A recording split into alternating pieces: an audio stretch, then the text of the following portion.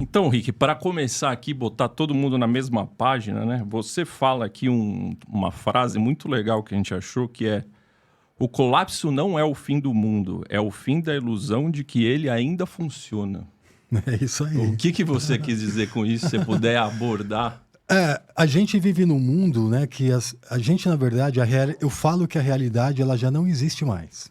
O que existe é um simulacro. O que é um simulacro? É uma cópia da realidade. Então, hoje, a gente vive um simulacro. Né? Por exemplo, eu vou dar um exemplo para você. Sei lá, uma modelo que hoje posta uma imagem ali no Instagram. Aquela imagem dela arrumada, bonita. É a realidade? Representa a realidade que ela é? Não. Que ela é no dia a dia? Com nós é a mesma coisa. Então, hoje, o simulacro, ele está precedendo a realidade. Tem um filósofo francês que eu gosto muito, que até usei, né, como contraponto no livro Realismo Pós-Simulacro, que ele se chama Jean Baudrillard. Vocês vão conhecer ele. Legal. Tem o filme Matrix, de 1999. Tem uma cena que o Neo, alguém bate na porta lá, ele tá esperando, alguém que vai pegar um disquete dele, assim. E aí, quando batem na porta dele, ele acorda, ele vai e pega um livro para abrir, né, um disquete que ele tem que entregar para a pessoa. A capa desse livro se chama Simulation and Simulacra, que é simulação ou simulacro. Então, o que o Jean Baudrillard, que foi um filósofo muito famoso na década de 80, ele escreveu esse livro para explicar o colapso da realidade. A nossa realidade não existe mais. Então, ele inicia o livro, ele conta um conto que chama Conto de Borges. Esse conto de Borges é o seguinte: ele explica que existia, né, um conto fictício, certo? Que existia um condado em certo lugar. E esse condado, eles tinham um talento da cartografia, que é fazer mapas, né? E eles tinham esse talento muito, muito forte, assim. E eles tinham tanto esse talento que eles fizeram um mapa do tamanho do condado. O mapa tinha exatamente o mesmo tamanho do condado, o mesmo desenho, né? Era um mapa perfeito ali que estava em cima do condado. Aí o imperador ali viu o condado e falou: eu quero que você faça para o império inteiro. E aí eles foram lá e fizeram um mapa perfeito que ficava perfeitamente em cima do território. Só que aconteceu alguma coisa que o império ruiu. E com isso, o mapa começou a se desgastar, ele foi se destruindo. E aí ele fala assim que a nossa realidade, o que ele fala? O que representava isso? Que a cópia da realidade, ela ia se ruir, né? O Borges, o conto de Borges, ele explica isso. O que Jean Baudrillard falou? O mapa precede o território. Quer dizer que hoje a gente vive uma realidade que a cópia, ela vem antes da realidade. A gente está como se fosse no mapa, não no território. Na verdade, a gente é o mapa. Essa realidade que a gente está vendo aqui é o mapa. Então, por exemplo, assim, voltando no exemplo da modelo. A modelo toda embelezada ali não é real, não é a vida, não é ela realmente. Mas na cabeça dela e para os outros, ela é aquela imagem bonita, embelezada. E aí, o ser dela, né, a identidade dela não está baseada no que ela realmente é, mas naquela imagem que ela criou de si mesma. Então, hoje o simulacro, né, que é essa cópia da realidade, ele está precedendo a realidade. A gente cria uma imagem de nós mesmos ou uma imagem do mundo, e é essa imagem que vai definir quem nós somos. E não nós somos, e aí a gente vê o mundo de maneira limpa. Então, Baudrillard explicava que não existe mais realidade. A gente vive no mundo do hiperreal, a gente vive no mundo do simulacro. E que não existe mais mundo real. E que o simulacro, ele precede o que é real. Então, é uma analogia, né, uma filosofia bastante profunda. Quer dizer, a gente não vive mais o real. Então, sim. E o que isso tem eco, assim, ó? Não me engano se foi 2020 que na Inglaterra, o dicionário, acho que da Oxford, chegou e lançou uma palavra como a gente vive no momento da pós-verdade, que está totalmente relacionado com isso. Né? Foi a palavra do ano. Qual é a palavra? Todo ano tem a palavra do ano. E aí a palavra do ano foi pós-verdade. Então hoje a gente vive um mundo da pós-verdade. Nada é verdade. O que é verdade hoje é o que o algoritmo promove. Se uma pessoa aparecer aqui num podcast ou em vários, falando sempre a mesma coisa, mesmo que seja mentira, ela se torna verdade. Né? O que a gente vê, por exemplo, de um conflito que a gente vê na televisão, o que está passando. Será que aquilo realmente é a realidade do que está acontecendo lá? Ou tem coisas que a gente não sabe, tem coisas que não nos contam e tem coisas que não é a realidade? Então, é muito profundo isso, né? Muito profundo. E eu te pergunto, se a realidade não existe mais, ela existiu em algum momento? E quando que ela deixou de existir e se tornou um simulacro? Essa é uma pergunta muito forte, assim. Até fico feliz porque, assim, esse é o eixo desse meu novo livro aí, do O Realismo Pós-Simulacro. Porque eu faço essa cronologia, mas vou dar uma pincelada aqui. Eu até estava assistindo um episódio de vocês, eu não vou lembrar o nome da pessoa agora, eu sou péssimo com nomes, mas que ele falava lá dos maias, de 2012, né, que foi o momento lá do fim do mundo. Então existe uma cronologia. 2012 não rolou aquela sensação no mundo inteiro que o mundo ia acabar? Sim. Então ali como se houve uma cisão ali, né? 2012 o mundo ia acabar. Marca isso aí. 2019 o filme Matrix também marcou a era, não marcou? Todo mundo começou a falar de Matrix depois do filme. 1999. Foi em 1999, né, no filme Matrix. Marcou ali. Depois vem ali a Oxford falando da palavra da pós-verdade. E teve aquele ano lá de 2019 que a gente teve que ficar em casa por um bom período. Sim. Né? Então é como nesse período aí que aconteceu isso, que todo mundo teve que ficar em casa, né? E não podia sair, etc. Vocês sabem, né, o que é do que a gente está falando aqui. Foi um momento que as nossas relações, um momento que a gente virou uma chave muito grande. Porque a gente começou a viver mais nas redes sociais ou na internet do que no real realmente. Então, é como se fosse uma cronologia. Então, a gente está vivendo esse momento agora, o momento da inteligência artificial, o momento das redes sociais para praticamente todo o planeta, é o momento que a gente efetivamente virou a chave. Então, o mundo ia acabar como uma representação. Acabou o mundo real. Agora a gente está entrando numa nova fase. A fase da internet, das redes sociais, do deepfake, de tudo isso que a gente vê das pessoas acreditando mais na imagem do que no real, mais na mentira que é repetida inúmeras vezes do que na verdade, efetivamente, e é esse o momento que a gente está vivendo. Então, mas pegando aquele gancho que você falou de quando as pessoas criam narrativas, né? Então, se a gente imaginar, você falou de uma pessoa que pode ir num podcast. Se a gente imaginar a mídia como um todo, ela tenta criar dado que isso aqui é uma simulação, um cenário para levar nós a um colapso.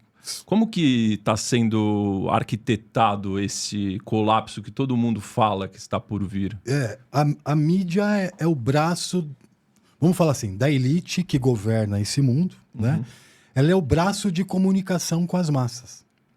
Então a elite é o instrumento, né? A boca que fala com a massa ali e que repete um roteiro, né? Repete o que a elite quer que a massa saiba. E ela massifica isso, ela fala muitas vezes. Aí ela fala no filme, ela fala no jornal, ela fala no artista pop que vai ter a mesma temática, ela fala de todas as maneiras, fala no desenho, fala em tudo. E ela vai repetindo isso durante anos. E aí todo mundo vai se transformando naquilo que ela está contando e naquilo que a mídia está promovendo. Tem um autor muito importante, chama Noam Chomsky. Eu falo desse ator também, né? Que uma das teorias mais importantes dele se chama fabricação do conhecimento. Ele é um cara muito, assim, um dos maiores, talvez, sabe, um Olavo de Carvalho lá nos Estados Unidos, só que um cara bem investigador, assim, ele tá com 90 e tantos anos. Certo. E ele já cuidou de diversas crises. É um cara meio... Bem expressivo. Bem expressivo e às vezes eu não sei se ele tá do nosso lado ou do lado de quem governa esse mundo. Mas ele explica muito bem. Então ele conta como o consentimento é fabricado, né? Como o consentimento é fabricado através da mídia, né? E através do controle da mídia. Então, no Coelho Branco eu conto uma coisa muito interessante. Uma coisa que muitas pessoas, a maioria não sabe. Existe um instituto chamado Instituto Tavistock. O Instituto Tavistock é um instituto muito antigo, é um braço também, né, da elite, segundo muitos autores aí. Por exemplo, John Coleman fala muito dele. John Coleman escreveu o Comitê dos 300. Ele foi agente e diretor da agência de inteligência britânica, que era o MI6, né? Lá, o 007 vem de lá, né? E ele trabalhou durante 20 anos lá e ele disse que acidentalmente ele descobriu isso. E ele fala muito do Tavistock como braço da elite que cria as narrativas. Então vamos supor assim, olha, a partir de agora a narrativa vai ser essa. Então o Tavistock elabora essa narrativa e aí vai para Hollywood, vai para os canais de mídia, vai para os artistas, né? Vai para a indústria da música, né? Para as grandes indústrias, né? Da música e fala, ó, o tema agora daqui para frente é esse daqui. Então, vocês têm liberdade, os artistas de vocês e os temas dos programas, dos filmes, etc., vão ter que ter essa abordagem. Então, eles amarram todas as pontas. Você entende? Você vai ver assim, ó, que você vai ver uma música falando de tal tema, aí você vai no show, o cara tá com o show daquele tema, aí você começa a ver um monte de reportagem relacionada àquele tema. Para fazer as pessoas botarem no consciente coletivo aquela mensagem. No inconsciente coletivo vai martelando aquela mensagem. Criar uma realidade que eles desejam. Isso, criar uma realidade que eles desejam. Transformar as pessoas, né, naquilo que eles querem que elas acreditem e do jeito que elas sejam, né? Então, mas você fala bastante sobre os simbolismos, né? Que eles usam, as elites, a mídia, né? Políticos usam muito os simbolismos para criar essa realidade no consciente coletivo. Sim, eu falo muito até disso. Tem viu a capa da The Economist recentemente, né, que você falou, tal. Sim. Como que é essa? Como que eles fazem? Que símbolos são esses? Se você puder explicar alguns e o que eles significam? Tem alguns deles aqui. Depois eu vou puxar a orelha de vocês. Tô brincando. A revista The Economist, ela é um marco, porque todo ano ela tem uma edição dela que se chama The World Ahead. E aí fala o ano seguinte. Então, um dos vídeos que mais bombou no meu canal, no meu início lá do canal, foi o The World Ahead 2024. Porque ela traz muita simbologia. Ela traz lá o olho que tudo vê, traz a pirâmide, né? Ela traz um monte de simbologia, sinais assim, que são símbolos que eles têm um significado duplo, né? Ambíguo muitas vezes, tanto para o bem quanto para o mal. Certo. Dual, né? Como vem, dualidade. Como vem de uma revista que pertence a famílias, né? A família Rothschild era dona de, sei lá, 30%. Eles falam que não é mais, mas aí os fundos compram, eles são donos dos fundos, e os fundos você não identifica quem está por trás, etc. Aí acaba sendo dono da mesma coisa. Porque sempre está relacionado com geopolítica, com guerras, com recessão, com crise, com tudo isso que a gente vê de ruim no mundo. Negativo. Né? Porque o mundo é bom se não tivesse... Ia ser bem melhor se não tivesse essas coisas, não é? Total. Se não tivesse grandes interesses corporativos ou grandes interesses por trás das guerras, né? E sempre interesses financeiros, econômicos, etc. Então, eles usam essa simbologia porque ela aciona um gatilho lá no nosso inconsciente coletivo, porque isso faz parte da humanidade, né? E de milhares de anos da humanidade. Há quanto tempo, né, uma pirâmide, por exemplo, faz parte do nosso inconsciente coletivo? Sim. O que aquilo representa para a nossa história? Eles usam muita simbologia egípcia, por quê? Porque ali surgiu e foi fundamentado aquele direito divino de governar, né? Que os reis e os sacerdotes tinham lá. Existiam muitos rituais. Então, eles martelam essa simbologia porque isso remete pra gente... Quando você vê um símbolo, sei lá, você vê lá o olho que tudo vê sobre uma pirâmide. Isso é normal você olhar aquele símbolo ou você sente alguma coisinha assim dentro de você? Ou se você parar para pensar nisso, você vai falar, pô, cara, tem alguma coisa aí. Né? Pode ser uma relação ruim ou pode ser uma relação boa. Como... Ele está na nota de dólar, não está? A pirâmide, o olho. Exato. Representa talvez controle, observação. A própria Igreja Católica usava, né, o olho que tudo vê na Idade Média nas igrejas. É como se fosse ali o olho de Deus. Então, essa simbologia, ele é gatilho. Que nem os caras de marketing hoje usam gatilho para tudo.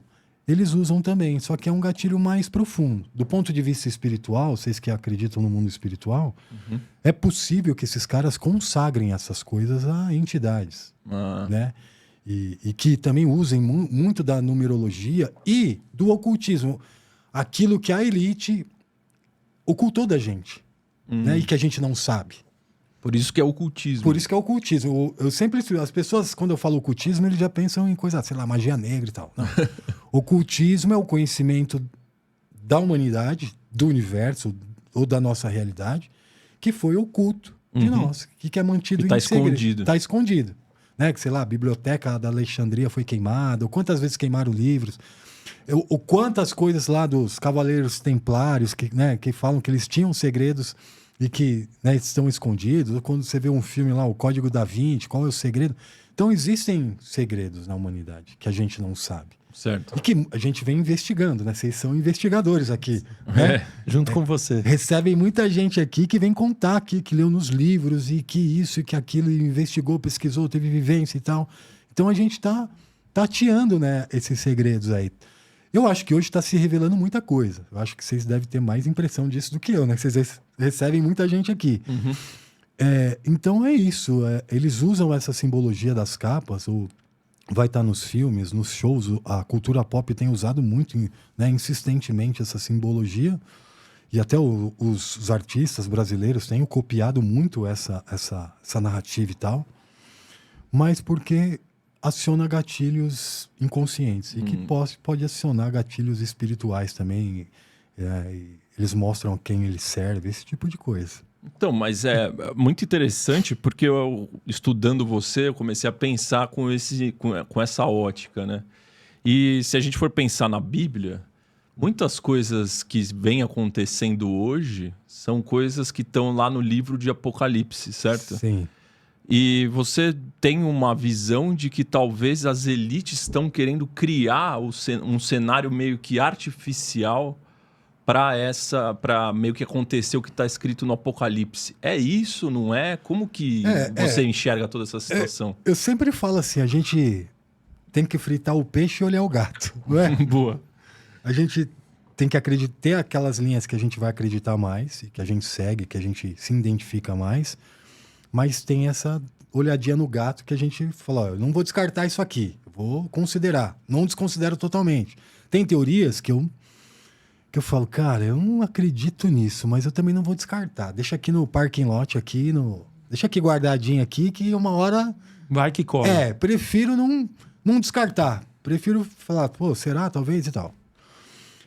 Eu acredito na Bíblia como um material, um documento que está, de fato, expondo como será o fim dos tempos. Eu acredito na Bíblia literalmente. Certo. Né? Sou um estudante, eu não sou um professor, né? Eu sou um estudante. Você citou Apocalipse.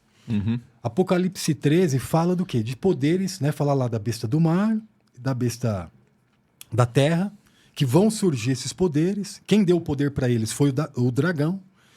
E que esses poderes, né, eles vão ter o poder sobre todo o povo, toda a nação e língua. Então são poderes que podem ser religiosos e políticos, né? Tem uma diferença de interpretação. Alguns acham que a besta do mar ou a besta da terra é um governo político e o outro religioso, né? Tem diferentes interpretações, mas vamos pensar, 2 poderes, né? E esses poderes vão ter, né, o poder, o controle sobre todo o povo, nação e língua. O que é isso aí? É um poder, imagina, é um governo único, certo? Então ali está bem claro. E da onde veio o poder deles? Do dragão. Dragão na Bíblia é o inimigo, né? O lado ruim. O lado ruim. E aí ele fala, ó, quem não seguir o sistema, quem não tiver a marca, quem não seguir o sistema, que muitos falavam, vai ser um chip, vai ser alguma coisa, mas também fala mão e testa, pode ser ação e consentimento, né? De você, ou você vai aderir ao sistema da besta por ação, né? Você vai lá e faz o que o sistema está te pedindo para fazer, ou você vai por consciência também. Então tem essas interpretações. Mas ninguém vai poder comprar nem vender se não aderir ao sistema. E o que a gente vê hoje? A gente vê moeda digital, né? CDBC, né? Que aqui no Brasil vai chamar Drex. Então, certo. logo, mais uns anos a gente não vai ter alternativa para não usar. Já está aprovado para tudo quanto é lugar, já está sendo implantado. Aí a gente vê, por exemplo, a ID digital. Vocês viram recentemente agora na Inglaterra, a partir de 11 de novembro, 18 de novembro, na Inglaterra, vai ser mandatório. Ninguém trabalha na Inglaterra se não tiver o ID digital. Ninguém trabalha lá. Nossa. Então, veio lá o primeiro-ministro e ele foi enfático. Ele falou, vou soletrar para vocês. Ninguém trabalha no Reino Unido se não tiver o ID digital. Pô. É um que controle seria? absurdo. É, né? isso. O que seria esse ID digital? É tipo uma identidade digital tua. Que nem a nossa, o gov.br já tem isso daí, né? Se você não se aposenta se você não tiver lá a identidade digital. Só que vai ser um sistema que vai controlar, vai aglutinar todos os seus dados. Então ele tem o seu dado de identidade, ele tem o seu dado bancário, aí ele tem os dados Domicílio. de tudo, ele tem seu dado de crédito, né? Ele tem seu dado do que você faz na internet, né? O algoritmo. Então é como se fosse juntar todos esses dados. O que acontece lá, só falando do ID? Se você não tem um ID, você não trabalha aqui. Já limitou a existência civil da pessoa ali, né? Você vai ter que ter um subemprego, se você não um bico, vai ter que trabalhar ilegalmente, né? Informal, no mercado Informalmente, exatamente. Então, qual que é o futuro, né? E promovido por think tanks ou como o Fórum Econômico Mundial, é que eles tenham tudo sobre você. Não é que eles já não tenham, né? Eles têm tudo. Você acha que as plataformas, os algoritmos não sabem tudo que você faz na internet? Sim. Quais são os seus assuntos? Quanto tempo você fica? Né? Que horário você fica? Né? Que tipo de conteúdo você vê? Que tipo de conteúdo você não gosta? Os algoritmos hoje sabem mais sobre nós do que nós mesmos. Né?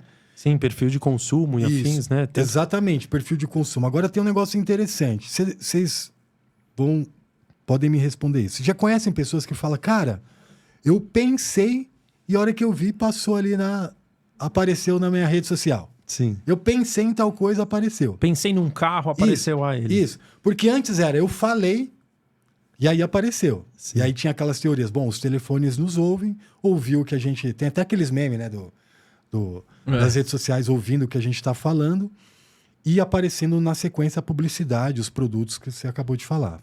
Né? E se falava coisas que você nunca falou, faz um teste um dia. Fala alguma coisa, cara, eu quero comprar tal coisa. Uma coisa que você nunca nem imaginou. Pô, sua rede social daqui a pouco começa a aparecer tal coisa. Né? Muita gente já fez teste e é isso.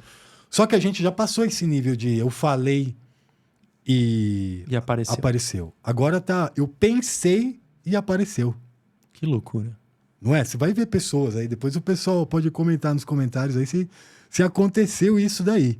Mas o que tem por trás disso? Cara, tem duas coisas.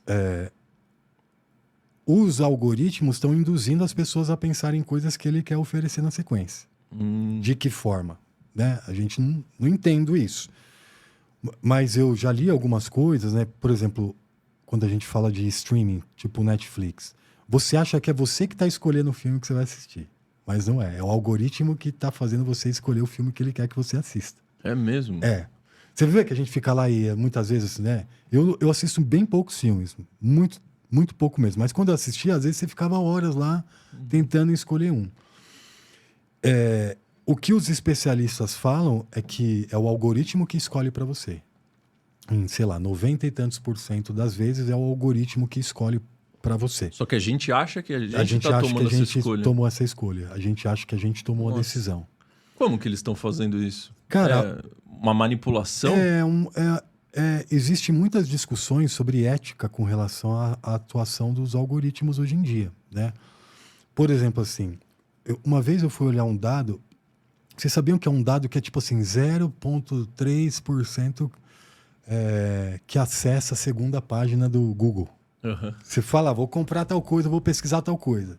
Sei lá, 90 e tanto % fica na primeira página. Por isso que você ficar na primeira página, quem vai pagar mais para estar lá, não é?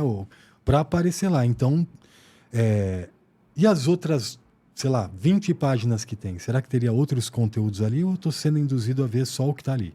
Isso acontece o tempo inteiro. Ah, sim. Né? A média do brasileiro rolando o feed hoje são 8 horas por dia. 8 horas? Só a média. A média. Média. média de tela, seja celular, TV ou qualquer outro computador de trabalho, são 12 horas por dia. Nossa. 12 horas por dia, a média do brasileiro. O brasileiro está os top 3 países que ficam mais tempo em tela.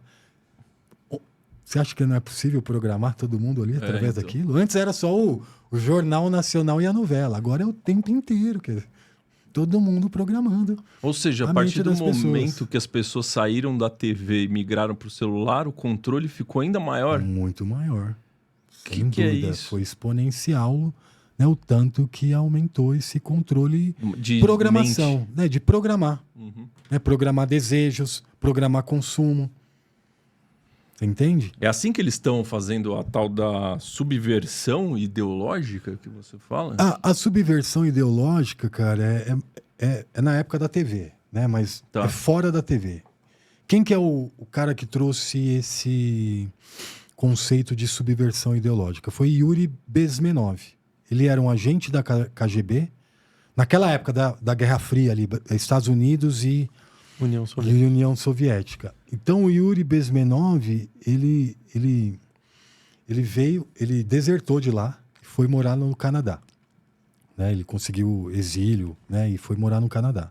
Aí começou a dar aula e tal lá, e aí teve uma aula dele que ele explicava as fases de subversão ideológica que a União Soviética tinha planejado contra os Estados Unidos e que tinha dado certo, porque teve toda aquela época da contracultura, Woodstock, drogas e rock and roll, aquilo ali foi um programa de subversão para destruir e desestruturar os Estados Unidos, implementado pela União Soviética. Nossa. E por esses institutos. O pessoal fala, liberdade, drogas, sexo, drogas e rock and roll, foi um plant, né, de subversão ideológica para fazer com que aquela geração inteira entrasse nisso. Como que eles fizeram isso? Cara, entra nas universidades. Ele explica que leva 20 anos para você fazer, né?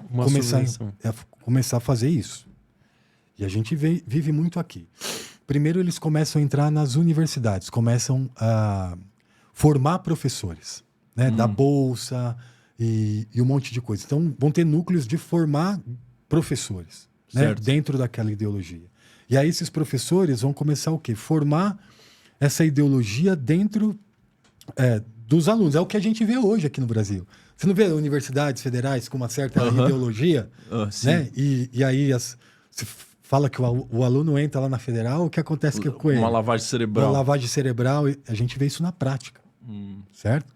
Então foi isso. Mas de todos os lados. Então eles promoviam bandas como, né, Beatles, como é que fala o outro lá da língua? Rolling Stones. Rolling Stones, e a gente tinha aqui no Brasil como é que fala? O Cazuza. Cazuza, o Maluco Beleza, como é? O Raul Seixas, né, que cantava, né? Faça o que tu queres, pois é tudo da lei, da lei. Isso aí é um mantra nessa época. Do Aleister Crowley ali, né? Que aparece na capa dos Beatles e tal. Então era isso, faz o que você quiser, faça o que você quiser. Tudo é da lei. Sexo, drogas e rock and roll. Essa é a vida. É isso que vocês têm que fazer. E aí uma geração inteira abraçou isso visceralmente. E você acha que muito se perdeu ali, muita coisa, muita loucura, muito avanço que poderia ter tido. O que acontece quando a massa está no entretenimento e no prazer? As elites avançam no controle. Que é o famoso pão e circo? Pão e circo, total. Né? O pão e circo, é o entretenimento. Hoje a gente é a era do entretenimento. É a era que as pessoas estão mais 12 horas na tela. Eles não estão nem aí com o que está acontecendo, assim, poucos estão. Sim. Né? Em refletir sobre essas coisas e pensar sobre essas coisas. Então... E quando que começou essa... Pode falar. Perdão, esqueci. E aí, então você começa a se infiltrar na música, nas universidades, aí daí demora uns 5 anos. Aí depois você cria uma crise, né? Um choque. Um choque, e aí depois você implanta, você dá a solução, e depois vem a fase de normalização. Então sempre tem infiltração, crise, aí um momento de implantação das novas ideias e normalização. Esse estágio, ele diz que dura 20 anos. Ou seja, você cria um problema para já dar a solução. Você infiltra, aí você cria uma crise, uma divisão, e aí você dá a solução e normaliza aquilo depois. Que é o que está acontecendo hoje, certo? A gente já passou, no Brasil, por exemplo, 40 anos, a gente já passou pelo menos umas 2 fases dessa. Agora a gente está entrando numa próxima, entende? Qual que seria essa nova fase? Cara, Porque hoje, certo, a gente está vivendo um momento de uma polarização absurda, né? eu falo muito dessa polarização lá, que é o dividir para conquistar. Aham. Dividir para conquistar. Vem de Roma isso, se eu não me engano, né? Júlio César, enfim, depois a gente pesquisa, mas era divide et impera. Eu não sei se foi Júlio César mesmo, agora eu dei um branco. Mas que era o pão e circo, né? E o dividir para conquistar. Então a gente está nessa fase, né? Nunca teve tão polarizado. E são ideologias que as duas ideologias, tanto da direita como da esquerda, quando extremista, vai levar a um regime totalitário. Um quer dar mais poder para o Estado, o outro, né? Por isso que um chamam de comunista e outro chamam outro de fascista, mas os dois, no fundo, são meio que primos que foram controladores no passado, né? Leva ao estado do livro de George Orwell, né? Um governo totalitário. Para ambos os lados. Para ambos os lados. E as pessoas brigam entre si por ideologias que foram implantadas nas cabeças delas. Durante algumas décadas. Durante algumas décadas, desde as escolas, das universidades, na mídia, nas redes sociais, o tempo inteiro, enquanto os verdadeiros acordos são feitos de bastidores. Enquanto os verdadeiros acordos são supranacionais, vem lá do Fórum Econômico Mundial, vem lá da ONU, né? São agendas que estão por cima.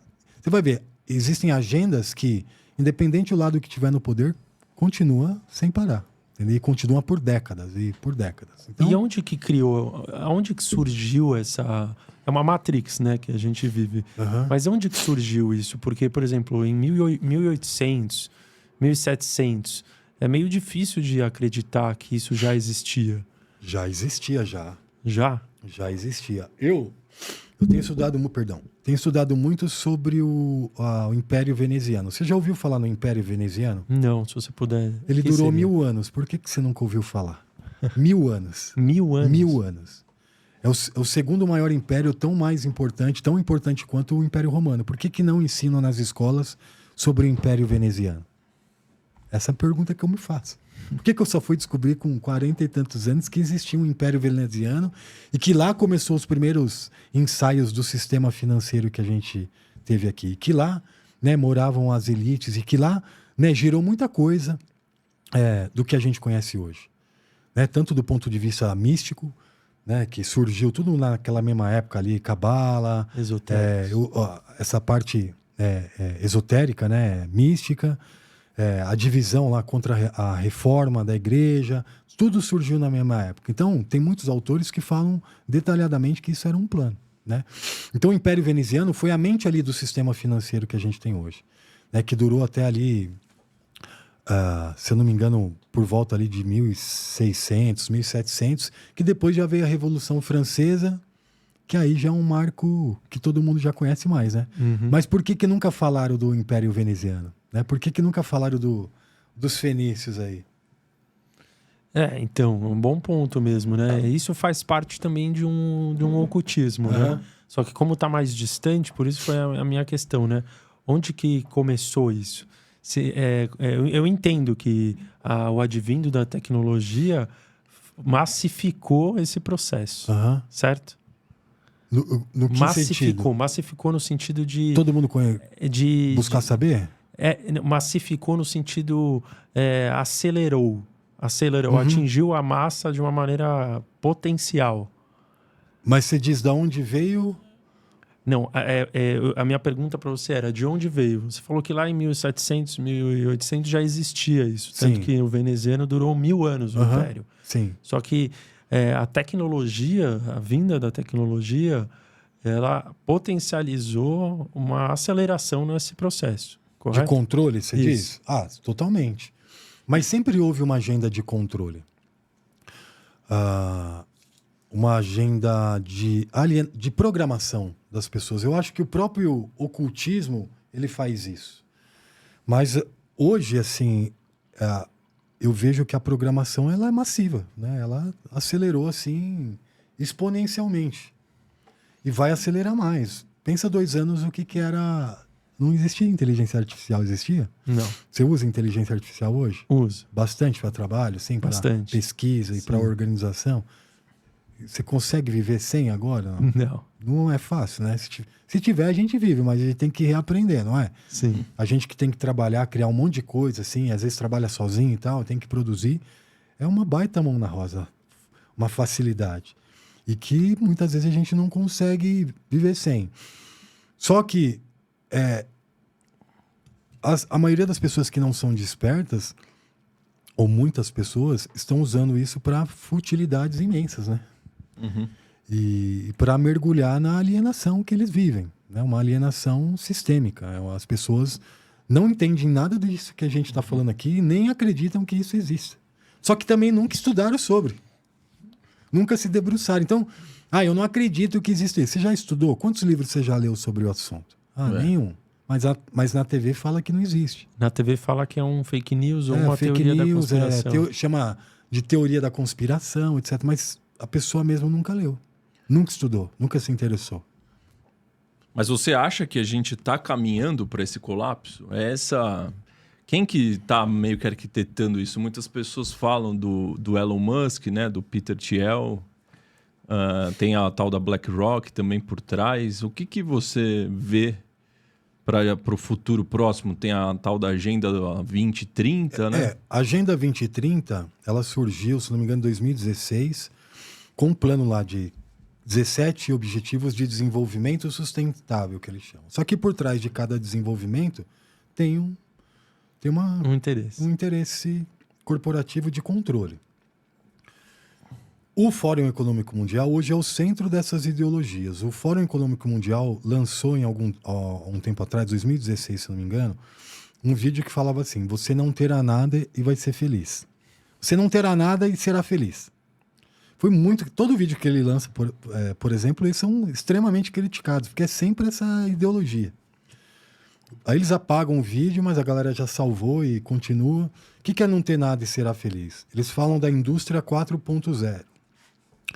A Revolução Industrial 4.0, que é a internet das coisas. Você vai ter... Tudo na sua vida vai ser conectado. Né? Sua casa vai ser totalmente conectada, a geladeira, tudo vai ser conectado, seus dados de saúde, tudo sobre você vai estar na internet. Uhum. Né? E tudo que você precisar, você vai pedir, vai ser entregue para você com um drone ali até na sua casa. Parece maravilhoso, né? Sim. Mas você acha, acreditando que tem interesse corporativo e de elites por trás disso, você acha que é assim que vai funcionar? Então a gente está vendo o crescimento da robótica. A gente já vê muitos vídeos desses robôs cada vez mais avançados fazendo trabalhos de humanos.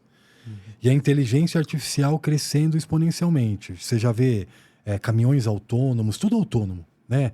Portos, na China tem um porto inteiro, tem um porto gigantesco que não tem nenhuma pessoa trabalhando lá. Sim. Né? Eu já vi vídeos assim, eu fico impressionado. Em outros lugares, caminhão, tudo funcionando sozinho. A gente já sofre no Brasil estava vendo uma entrevista outro dia que falava que não tem mão de obra, né? Porque as pessoas não querem mais trabalhar. Total. Né? As pessoas não querem mais trabalhar, porque eu quero ter mais facilidade. Então, o que o Elon Musk vem falando há muito tempo? Renda universal. Todo mundo vai ter uma renda universal. Uhum. Né? Então, as pessoas têm que ter uma renda universal. Vai ter lá ele fala que não é renda básica, ele fala que é uma renda máxima universal, né? Mas é só propaganda, né? Só marketing. Então, olha, você não vai ter emprego, mas você vai ter uma renda universal e tudo que você precisar, você vai ter na sua casa. Você acha que vai ser assim que vai acontecer? Como se fosse um Bolsa Família universal. O Bolsa Família universal para todo mundo. Para todo mundo. Só que o que acontece? Vamos supor que, sei lá, 1/3 da população, 20% da população, 1/3, vamos falar, entra nisso daí, porque não tem emprego para todo mundo. Só que para você receber a renda universal é que nem o Bolsa Família. Você tem que tomar lá as picadinhas, você tem que ter o ID digital. Os filhos têm que estar na escola. Os filhos têm que estar na escola. Você não pode falar mal do governo nas redes sociais. Né? Tudo. Imagina muito mais dados sobre vocês. Né? Você tem que fazer acompanhamento. Você não pode comprar tal produto. Por exemplo, com o dinheiro digital, você fala, o Ricardo não pode comprar tal produto. Aí você vai, quer comprar, chega lá, aquele produto não passa. Você entende? Ou, sei lá, a partir de agora ninguém pode comprar tal produto. Eles podem manipular a economia como eles quiserem. Por exemplo, hoje o que já acontece na Europa nesse aspecto? Os produtores estão sendo impedidos de ter mais de uma cultura. Ele não pode ter milho e outras coisas lá, soja e tal. Ele tem que ter só um só. Só milho. Só milho, ou só soja, só tal coisa. Por quê? É um comunismo mesmo. Não né? gera autossuficiência. Eu não posso plantar várias coisas na minha região e todo mundo meio que trocar ali e ter autossuficiência. É o governo que vai controlar esse recurso. Então, você só produz uma coisa, você não tem muito o que fazer. Fugir. Entende? Então, Então, na União Soviética não era assim também? eu não lembro, não cheguei a estudar nesse período se era dessa forma. Eu acho que tinha muito controle lá, né? As pessoas eram obrigadas a trabalhar no que o governo determinava. Mais especificamente a agricultura, eu não me lembro. Mas é isso que a gente vê, né? Vocês se perguntaram de onde que vem isso, é essa crescente que a gente está tendo. Eu acho que o Peter Thiel, ele é um cara do controle tecnocrático sobre as pessoas, da vigilância. Lembra aquele filme lá do Tom Cruise que chamava Precog? Como é que era aquele filme lá? O Minority Report. É tipo aquilo que vai acontecer. Antes da pessoa cometer o crime, eles já vão... O algoritmo já vai... Só que não é um médium, é o algoritmo, né? Sim. Que vai definir, ó, aquele cara ali pode cometer um crime. Só que no caso Antes de cometer, né? Só que no caso dele, ele foi perseguido sem ter feito nada, não é? Então, será que isso pode acontecer com a gente também? Mas não vai ter um lado do mundo que vai caminhar, como tudo é dual, né? Não vai ter um lado do mundo que vai resistir a isso?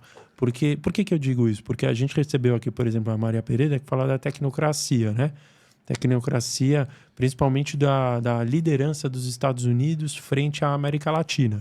Tanto que a gente está vendo hoje em dia, né? Pô, o trompete chegando ali na Venezuela, tentando botar o bedelho dele ali, ficando bravo que os China estão vindo para cá na Amazônia e por aí vai. Então eles estão querendo defender a América, né? Sim.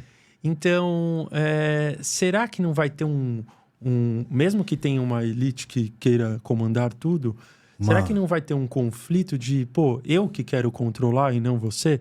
E talvez um lado de lá queira criar algo que não seja tão ruim? Eu não sou tão otimista nesse aspecto, né? Eu acho que eles brigam por poder, sim, é o Game of Thrones, né? Mas eles têm ali um espaço, né? Porque assim, ó, esses caras, Trompete, ou né, o da Rússia, ou o chinês, etc., você acha que são eles mesmos os donos da bola, ou são pessoas que não aparecem que são os donos da bola? São quem não aparece. Seria o governo oculto, isso, né? O governo oculto. São pessoas que nunca aparecem. Eles não têm nesse... Eu acredito, assim, tem um cara que ele tem muito material aqui dele no YouTube, chama Ronald Bernard. Ele foi um banqueiro holandês que ele trabalhou para uma estrutura de poder que falou, olha, existem 8.000 pessoas que são essas que governam o mundo, 0,0001%, né? 8.000 para 8 bilhões. Esses são os caras, são os donos de tudo. Eles não aparecem, eles têm polícia própria. Existem territórios no mundo que são só deles, e só eles estão, né? E eles podem ser qualquer pessoa, né? Eles podem estar andando na rua, pode ser qualquer pessoa. E são esses caras que controlam tudo, né? Ele fala isso. E ele Quem fala... são esses caras? Quem que é esse governo oculto, né? Que eu remeto muito a dinastias, né? Realeza. Famílias. Famílias. Rothschild. Né? Rothschild, Rockefeller são as famosas, né? Wahlbergs, ou Médici. Tem um monte de família aí. Não, acho que não são 13 famílias, né? Como muitos falam. Mas imagina ali, que nem eu li um dado interessante para trazer para vocês. Ó, as 81... Isso é o que é dado verdadeiro exposto. Público. Dado público.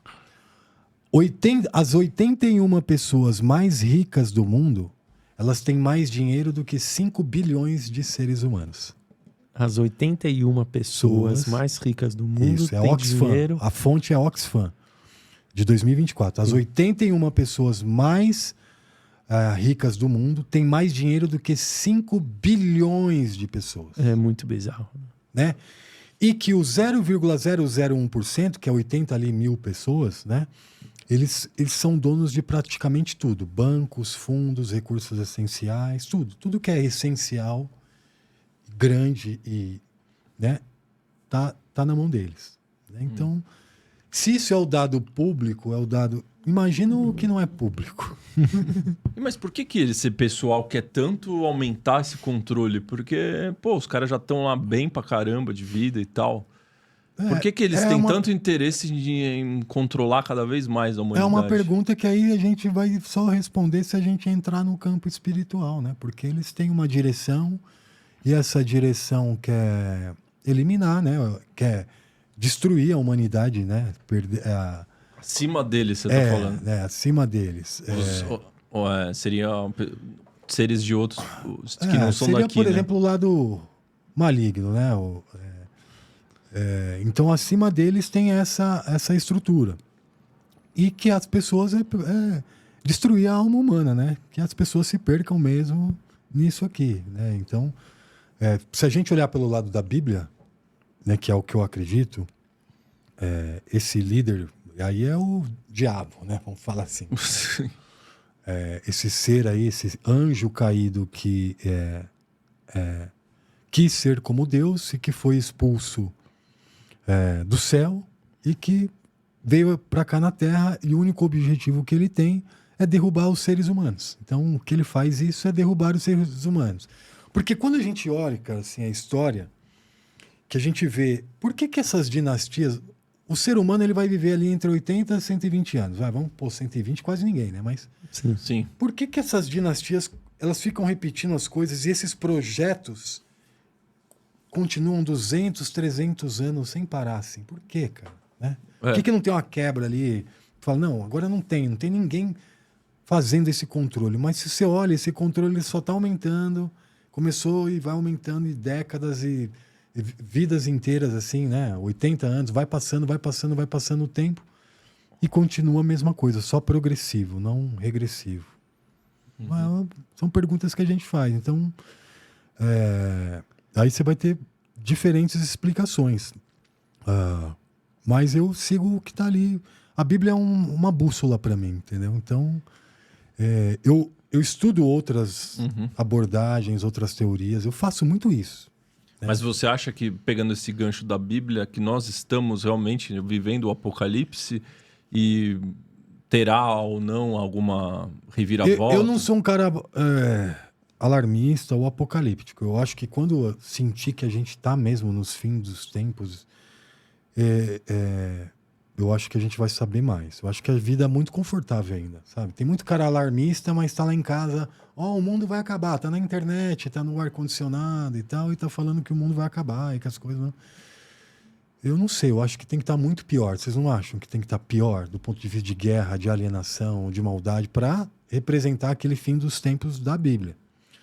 Eu vejo muito pastores, o fim do mundo, né? Porque assim, a Bíblia diz lá que no final dos tempos, Jesus falou, olhem os sinais. Né? Quando eu vi guerras, rumores de guerras, e falou muitas vezes. Só que em 2000 anos, quantas vezes talvez as pessoas acharam que o mundo ia acabar? Será que vai ser na nossa geração mesmo? Não sei, mas a gente tem que ficar atento. Né? A gente está vendo um controle massivo dos seres humanos, a gente está vendo uma alienação massiva dos seres humanos, né? No mundo inteiro, assim. Hoje é muito interessante porque no canal eu falo com gente do mundo inteiro. Tem muita gente nos Estados Unidos, muitos seguidores dos Estados Unidos, na Europa bastante, até na Ásia tem. E, cara, eu recebo relatos, recebo informações dos 4 cantos do mundo e falo, olha, tá acontecendo aqui também, aqui os agricultores estão assim, aqui não sei o que lá, aqui agora já vai entrar o ID, aqui na Suécia já tá acontecendo já há muitos anos. Então, sabe, você vai juntando as informações e que ninguém te conta. E qual que seria o papel do despertar, né? Porque você falou que nós estamos despertos, mas pouquíssimas pessoas estão. Qual que na sua visão, você que também usa a Bíblia como uma bússola, qual que é o papel de a gente estar desperto em relação a esses assuntos? Você até fala de espiritualidade lúcida, né? Que nós devemos ter uma espiritualidade Sim. lúcida. O que seria isso? Olha, eu, por exemplo, assim, eu sou cristão e sigo a Bíblia, certo? Mas eu não sou um cristão dentro do sistema religioso, eu sou um dissidente. Eu tenho minha relação com Deus, com Jesus e com a Bíblia, mas eu não me encaixo em nenhum sistema religioso. De seguir dogmas. Eu já fui. Eu não acho as igrejas totalmente ruins, tá? Eu acho que, por exemplo, eu participei do sistema religioso depois do meu despertar, assim, durante um tempo. Eu fazia muita visita às pessoas carentes e para levar, às vezes, só sua presença ali, sabe? Pessoas que não tem nenhuma visita ou que estão precisando, tão doentes ou tão um monte de coisa. Então, a igreja tem esse papel. E a igreja, muitas vezes, ela ajuda pessoas e ajuda a devolver pessoas para a sociedade que nem a família mais ajudava, aquele cara. Então, tem um dá papel pra- de acolhimento. Isso, de acolhimento, de ajudar e de reintegrar aquele ser humano até numa vida, né? E essa questão da caridade e tal, são coisas que a igreja faz bem. Né? E talvez não todas, né? Talvez nem todas estão focadas nisso, só que a igreja virou um grande comércio. Né? Você vê, talvez sempre tenha sido, de formas diferentes ou não, né? Sim. Né? Mas virou um grande comércio. Hoje está muito mais evidente. Né? Esses pastores bilionários ou multimilionários, tá? Não tem nada a ver com o que está escrito naquele livro, Naquele texto. naquele texto. Né? Não tem absolutamente nada a ver. Aquele texto é um texto de arrependimento e renúncia. Né? De falar, cara, a gente é mal e a gente fez muita maldade aqui nesse mundo. Né? E renunciar ao mundo e levar uma vida diferente. Né? Uma vida de amor ao próximo, uma vida de caridade, talvez. Né? Porque, assim, a gente sabe que no mundo, hoje tem em torno de 700 milhões a 1 bilhão de pessoas vivendo em extrema pobreza no mundo, né? Que é um índice, tipo, a pessoa vive com menos de $1,50 por dia, ou $2, algo assim. Ou pessoas que estão lá em lugares que não têm recurso nenhum, ou estão sendo mortas nas guerras e tal. Refugiados. Você fica feliz com isso? Tem gente que vai falar, tô nem aí, é a minha vida, isso aqui, eu crio a minha realidade, eu não quero saber do mal que tem no mundo, não é minha responsabilidade. Eu não penso dessa maneira, entendeu? Eu levo minha vida, lógico que eu também gosto de estar bem, de comer bem, às vezes me divertir, né? Não como todo mundo se diverte, talvez, mas eu também gosto. Mas, pô, cara, eu penso nisso assim também, né? Será que a gente podia ter um mundo melhor? Então, eu acho que o despertar é trazer essa consciência, né, de que o mundo é controlado. O mundo é controlado? O que você acha? Sim. Sim. Por sistemas, né? Tem lá o sistema financeiro não controla o mundo. Sim. Né? O sistema de educação não controla o mundo. Sim. Né? Ele determina com bem ou ruim as pessoas vão sair, né? Preparadas para o mundo, né? Sim. Etc. O sistema de saúde controla? Controla. Todos os sistemas de alimentação controla? Sim. Bom, eles controlam. Tem interesses escusos, aí tem escuros, né, ocultos aí o interesse corporativo desses caras, sim. Então, nisso você daria a sua resposta, né? Só que eu acredito em controle ainda mais, controle ideológico, né, muito forte, e o controle espiritual também.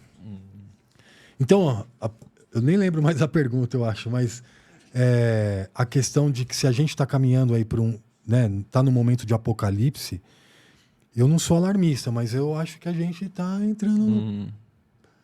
Imagina se acontecer um colapso, se acontecer um colapso da internet ou da economia mundial. Vamos supor que um alicerce da economia mundial quebre e faça um efeito dominó, sai quebrando tudo que é grande aí. Será? Como é que o mundo viraria? Entendeu? Sim. Né? Viraria um caos, né? Um caos. Mais do que já está. Mais do que caos, né? As pessoas cada vez mais dependentes da internet, dos sistemas, e de repente os sistemas desaparecem. O que aconteceria? Então, as pessoas não estão preparadas para isso. Há pouco tempo aconteceu aí. Foi um dia só, mas é muito... A questão lá da Amazon, né? A AWS, né? A AWS deu um sustinho nas pessoas. O ano passado teve lá na Inglaterra também, teve lá os aeroportos, ficaram fechados e tal. Isso, eu vejo isso como ensaios. Teve um apagão grande lá, Espanha e Portugal. Sim. O Brasil tá cheio de micro apagões, lotado. O Brasil e América Latina, que não sai Teve no Paraná mídia. recentemente. Tá cheio de micro apagões. Sim, Entendeu? Tá dando pode ser um ensaio, né? um Pro grande ensaiozinho. apagão. Isso, exatamente.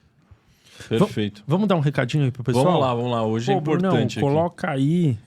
Hoje Põe a gente vai na falar tela. aí sobre o lançamento do Imaplay, isso mesmo, da nossa querida Ralu Gamache, que esteve aqui com a gente. O Imaplay aí é o maior portal de espiritualidade e autoconhecimento da América Latina. É uma escola streaming do autoconhecimento. Aqui no Lean Podcast, todos os episódios estamos falando sobre a minha, a nossa jornada do autoconhecimento.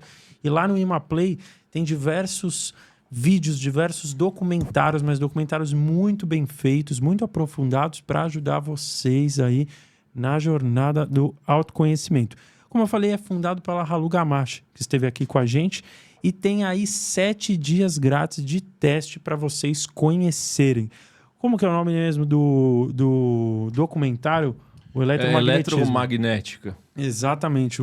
É muito bacana. Então, assim, tem filmes, palestras, cursos. É uma curadoria especializada aí de produções originais, 100% originais, tá? Vocês podem apontar aí o QR Code na tela ou virem aqui na descrição.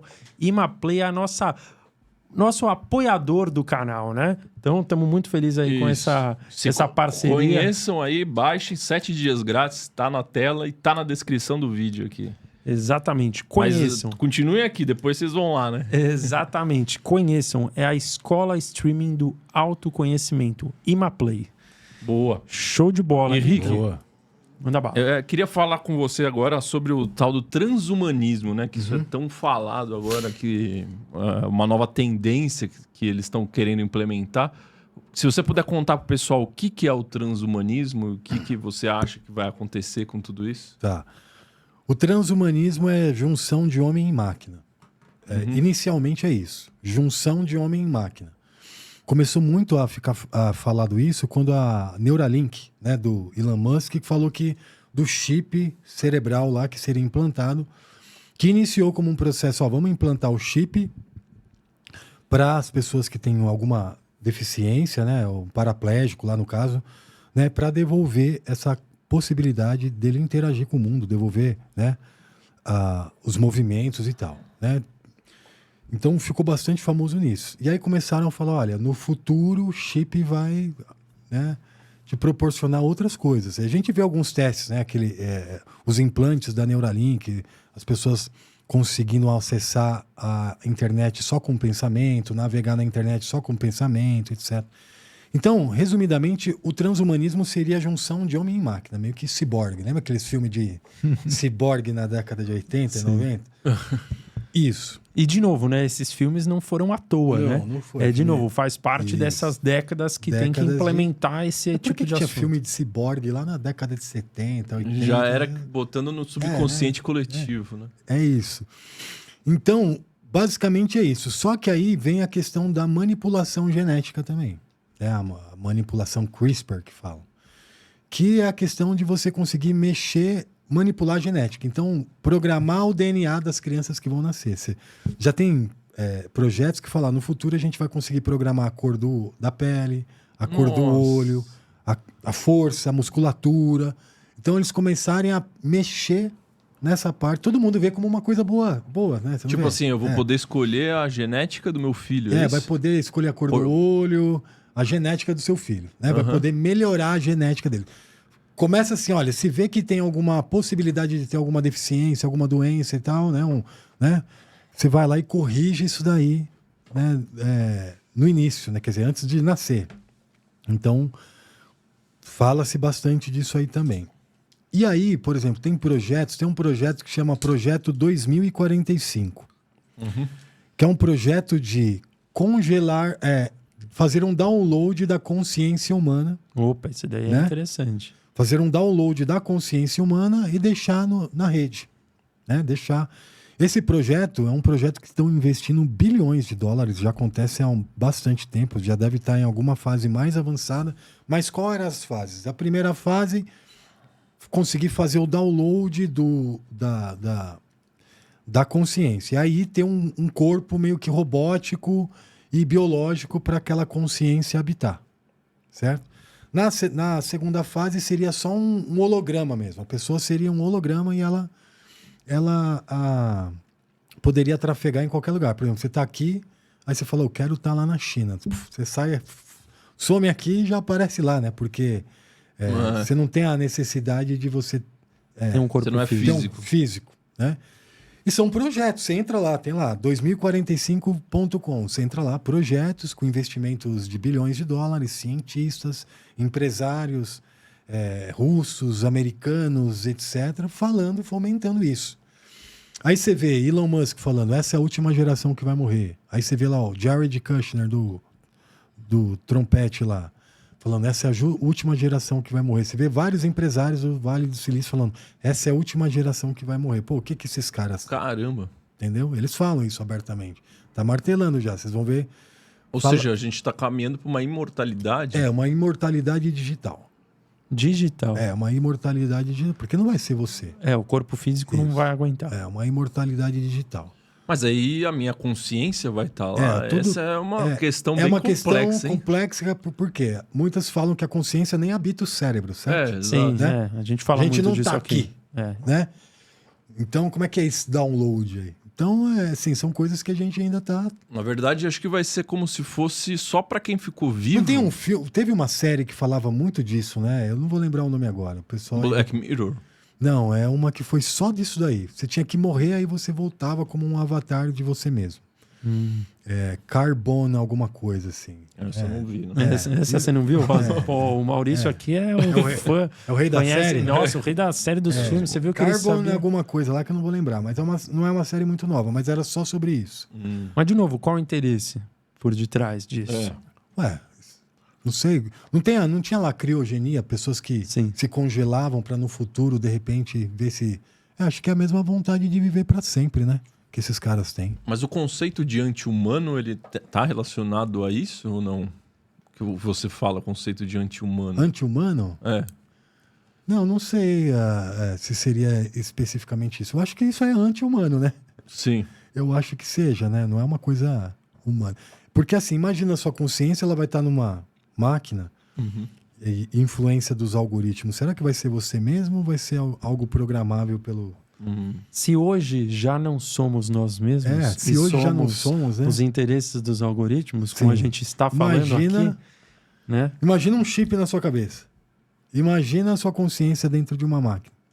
Mas a ideia lá do Elon Musk de querer levar nós para Marte, sair da Terra, tem alguma coisa a ver com todo esse controle que você está falando? Ou fugir de alguma coisa? Levar para Marte essas coisas, tem muita gente que fala que isso é uma operação psicológica, né? Que esses caras inventam esses projetos para tirar dinheiro do governo, né? Para abastecer as suas empresas e tocar outros projetos, e aí nunca chega onde deveria chegar, ou alguma coisa nesse sentido. Entendi. Né?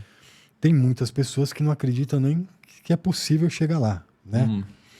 Mas é complexo. Eu vi um meme, tá circulando um meme aí que fala se eles pudessem realmente habitar Marte e outros lugares, eles não construiriam bunkers aqui na Terra, né? Então tá rolando essa reflexão aí. Então não sei, né, cara? Assim, Mas o fato deles criarem o bunker é porque eles acreditam nesse... Que algo vai acontecer. Colapso. Você quer se proteger. Um colapso é iminente, né? Mas vamos lá, a gente já é desperto, né? Nós três, nós quatro aqui, todo mundo que está assistindo a gente até aqui, já somos despertos.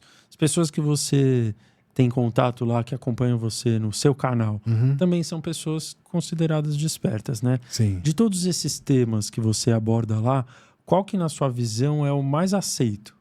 Que as pessoas mais têm uma aceptividade boa, assim, do tipo, cara, estamos alinhados.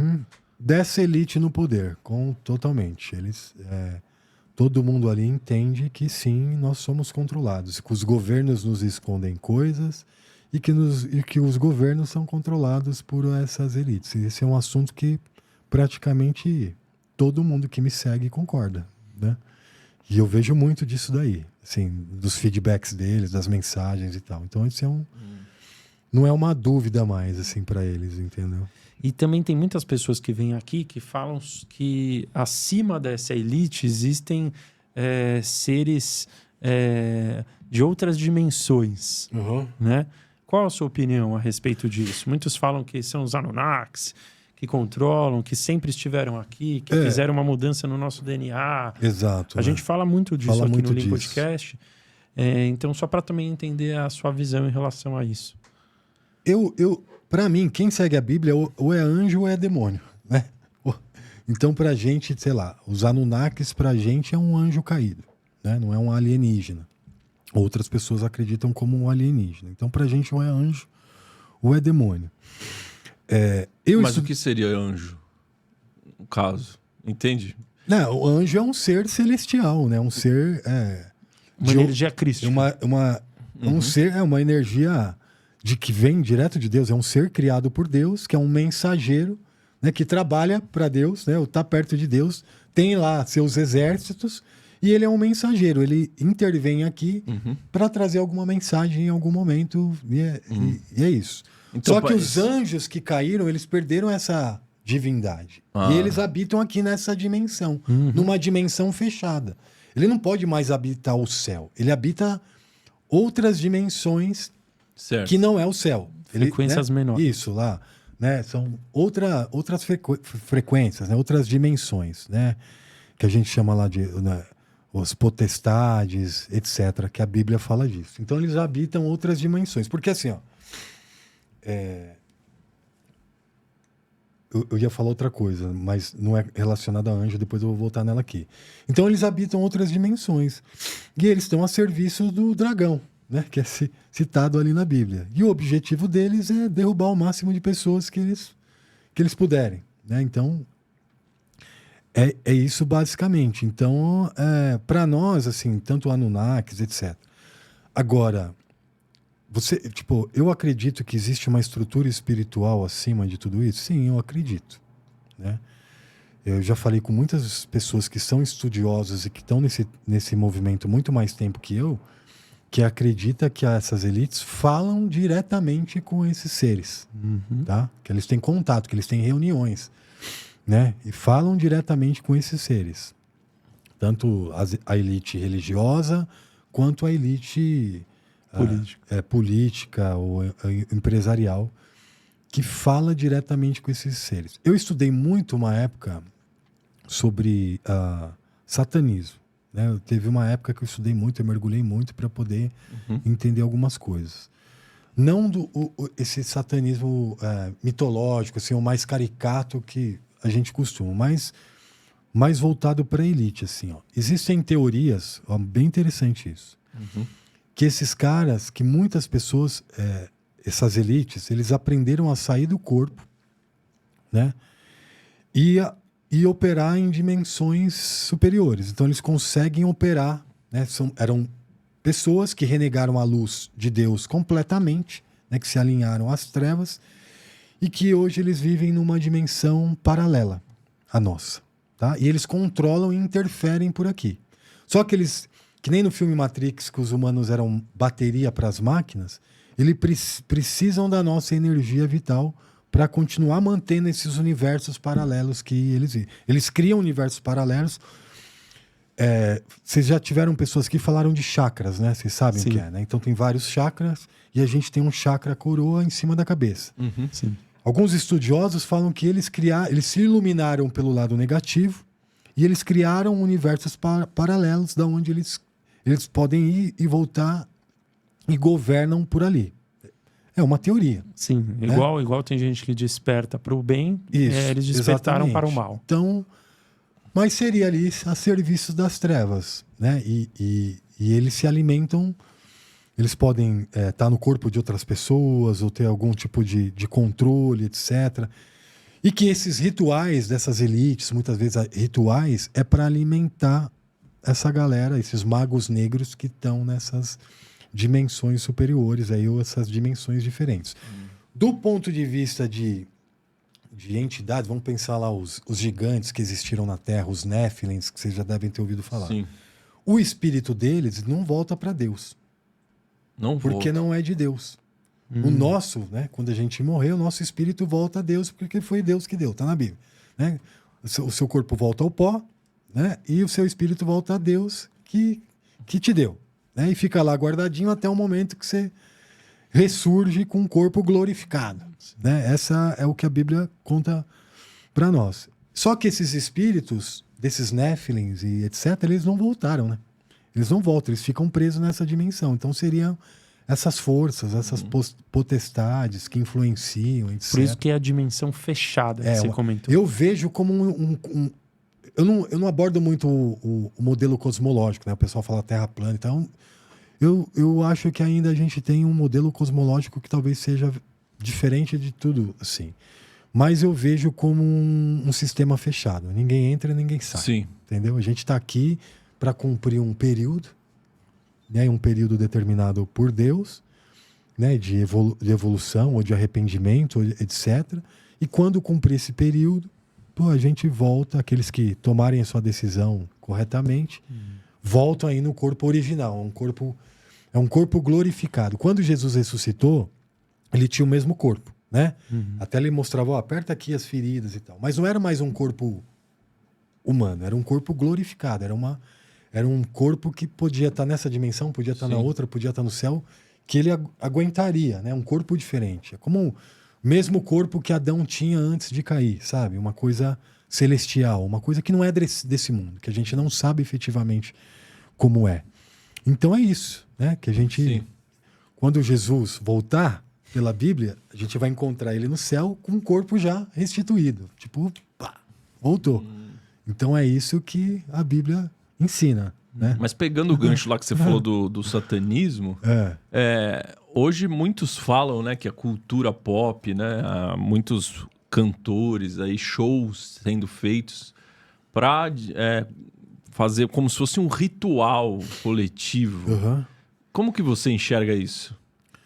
Cara, eu não vou falar que todos, mas eu acho que... Eu acredito sim, já estudei bastante isso. Eu acho que tem muito envolvimento com ocultismo, né? Muita consagração. Eles fazem isso para... São rituais, efetivamente. Muitos deles são... Tem muito que é vontade de pertencimento. Você vê muitos artistas fazendo, jogadores de futebol... Eles sabem que o nível superior faz essas simbologias e tem esses códigos entre eles, ele começa a imitar porque ele quer pertencer àquilo, né? Ele quer ter mais poder, quer ter mais dinheiro, quer ter mais fama, quer ter mais as coisas que o mundo... Que o diabo ofereceu a Jesus lá no pináculo do templo. Falou, esse mundo inteiro eu te dou se prostrados me adorarem, né? E Jesus falou, não quero saber disso aí, né? Enfia no nariz isso aí. Mas o mundo quer fama, dinheiro, poder, não quer? Em geral é... Isso. Né? Então eu vejo que uma boa parte, né? Porque eu sempre estou postando algum artista brasileiro agora, né? Fazendo, tem umas coisas muito bizarras, assim, artistas bem conhecidos fazendo essa simbologia da mão ou do triângulo e tal. O que significa essa do triângulo? Sabe quando você... É como se fosse um gesto de falar, eu pertenço a isso, entendeu? O triângulo é o olho que tudo vê, né? Que você estava explicando lá no início. Isso. É como se... É a pirâmide invertida, É como né? se você sabe um gesto secreto de, eu também sou, eu também participo, eu também... Só que agora está muito descarado e está sendo replicado. Então, boa parte replica por osmose, assim, eu acho. Sem nem entender. Sem nem entender. Agora, é para confundir também. Aí a gente não vai saber quem são os que realmente participam. Dá para imaginar, né? Os mais poderosos na música, no cinema... Muitos falam do show da Madonna na praia de Copacabana, que foi um ritual, né? Eu achei bem bizarro aquele show lá. Qual que é o que tem por... Caso seja, vamos supor que foi um ritual mesmo. Foi bizarro, eu também achei. Se eu olhar, você fala, não tem como não ser. Não tem como não ser. O que eles queriam ali? Qual que é a... Você viu que ela falou... Praticamente ela falou do Apocalipse. Ela falou do Apocalipse, eu não vou lembrar os versículos agora. Mas praticamente ela falou. E teve uma encenação, tipo, do anticristo ali, né? Ah. Fora toda a profanação ali. Primeiro, é um ritual para gatilho do inconsciente coletivo. Milhões, se não bilhões de pessoas assistindo aquilo ali, né? Ou vão assistir, ou vai, em algum momento vai assistir. Então tem o gatilho. Se você pensar só pelo ponto de vista de programação mental, né? E programação do inconsciente coletivo. Isso. Agora, se for um ritual mesmo, que muitos acreditam, e eu também não descarto, sabe aquela coisa que assim que eu não descarto? É para trazer maldição, né? Para trazer maldição, seja, né, das pessoas ficarem mais alienadas, mais perdidas. Mas é maldição para as pessoas que estavam ali presentes, para as Ah, pessoas pra que quem- estavam vendo, É, para para todo quem mundo abraçar aquela ideologia ali, sem perceber. sem perceber ou abraçar de corpo e alma aquela ideologia, né? Porque o show da Madonna, da Madonna não foi tanto. Teve o show da Lady Gaga, vocês lembram que teve lá também? Aham. As pessoas lá se humilhando lá na frente do hotel e tal, e umas coisas bem bizarras. Gente usando fralda. Vocês viram? Uma galera usando fralda em frente ao Copacabana Palace, porque ele não queria sair de olhar ali a janela se caso ela aparecesse. Nossa. Não é? Tipo, o cúmulo Cúmulo da humilhação. da humilhação, da programação da pessoa, né? Da idolatria. Idolatria é uma coisa ruim, né? É, total. O que acontece quando uma pessoa idolatra a outra? Porque Deus falava assim, não haverá outros deuses diante de mim. Quer dizer, só tem eu de Deus, o resto são, né, auxiliares aí, ou são, né? É que toda vez que na Bíblia o povo caía em idolatria, eles caíam na perversidade, na futilidade, na questão carnal, entendeu? E saíam, meio que desvirtuavam do caminho que eles tinham para cumprir, entendeu? Então, toda vez que o povo de Deus na Bíblia entrava nessa questão da idolatria, ele meio que havia uma decadência moral das pessoas, né? Decadência moral em todos os aspectos. Que é o que nós estamos passando hoje, Isso, né? a gente teve lá Sodoma e Gomorra, lembra? Que lá Sodoma e Gomorra falam que era assim uma coisa terrível. Todo mundo, com animal, com bestialidade, com tudo, sim, sabe? Negócio que Sodoma e Gomorra era assim. era assim. Na época de Noé, Era uma liberdade imensa. Assim. uma liberdade, uma profanação, assim. Era pai com filha, e se não tinha idade, não tinha sabe? Uma coisa pesadona. Onde era isso? Desculpa. Sodoma e Gomorra é uma passagem, é a cidade que Deus queima, né? Que queima lá porque ela estava perdida. Então... E a gente caminha para isso, né? Pelo que a gente vê hoje, a gente tá teve, na época isso. de Noé também foi a mesma coisa assim. Só que na época de Noé, o que era diferente? Houve a profanação, né, dos anjos com as mulheres humanas, né? Que criou os Néfilins. E aí houve uma degradação não só da humanidade como um todo, né? Mas como dos seres vivos de modo geral. Né? E aí houve a destruição. E as pessoas não achavam que ia destruir, que ia acontecer, e etc. E pegou todo mundo de surpresa. Ele, acho que ficou construindo a arca, se não me engano, falam que é 100 anos, não é? Foi um negócio assim, 10 aninhos. Uhum. E quando chegou, só, né? Eles se salvaram.